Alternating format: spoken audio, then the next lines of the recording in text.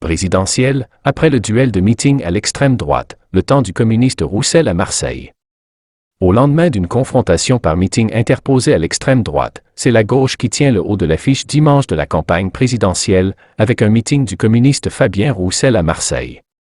Le candidat PCF, qui cultive sa différence, a donné rendez-vous à 15 h au Parc Chanot pour son premier grand meeting national.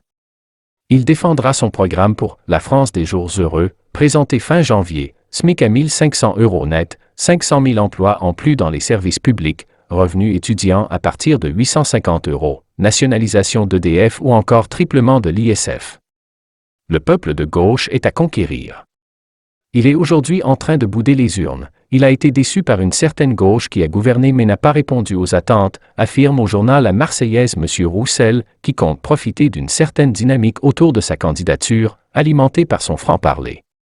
Il devance même la socialiste Anne Hidalgo dans certains sondages, avec 3 à 4% des intentions de vote.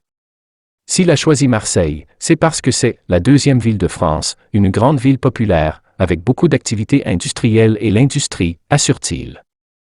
C'est aussi la terre d'élection de Jean-Luc Mélenchon, que le PCF soutenait en 2017. Le leader de LFI est toujours en tête à gauche selon les sondages, et la primaire populaire de dimanche dernier, d'où Christiane Taubira est ressortie vainqueur, n'a pas fait bouger les lignes.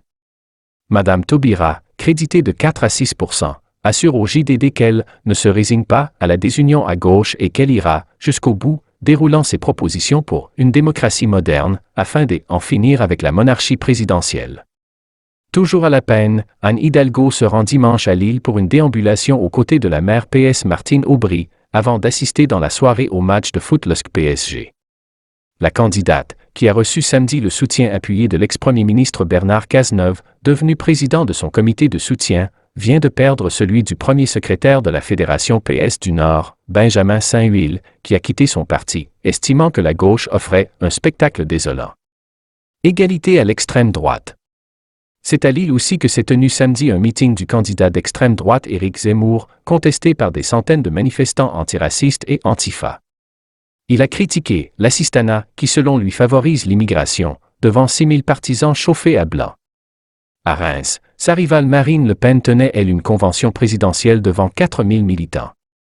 La candidate du RN a surtout pris pour cible Emmanuel Macron, responsable selon elle de la régression d'une France polytraumatisée et ensauvagée. Selon le maire de Béziers Robert Ménard, soutien de Madame Le Pen et ami de M. Zemmour, sur le constat de l'un et de l'autre, ils étaient à dire à peu près les mêmes choses. Mais l'ex-polémiste continue à être brutal, dur, cassant, il a tort de faire ça divise la France, a-t-il pointé sur CNews Europe 1. Gilbert Collard, récent transfuge du RN vers Éric Zemmour, a lui relevé l'intelligence, la construction intellectuelle de son candidat en meeting. Mais il est clair qu'au second tour il va falloir qu'on se réconcilie, avec une dose d'aseptie verbale, a-t-il souligné.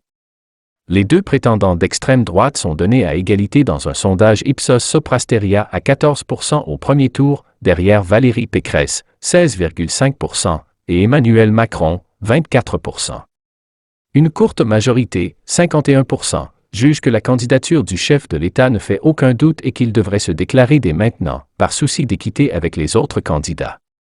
Mais l'agenda d'Emmanuel Macron n'y est guère favorable. Il est attendu lundi en Russie pour rencontrer Vladimir Poutine et mardi à Kiev pour échanger avec son homologue ukrainien, dans une tentative pour empêcher un conflit armé.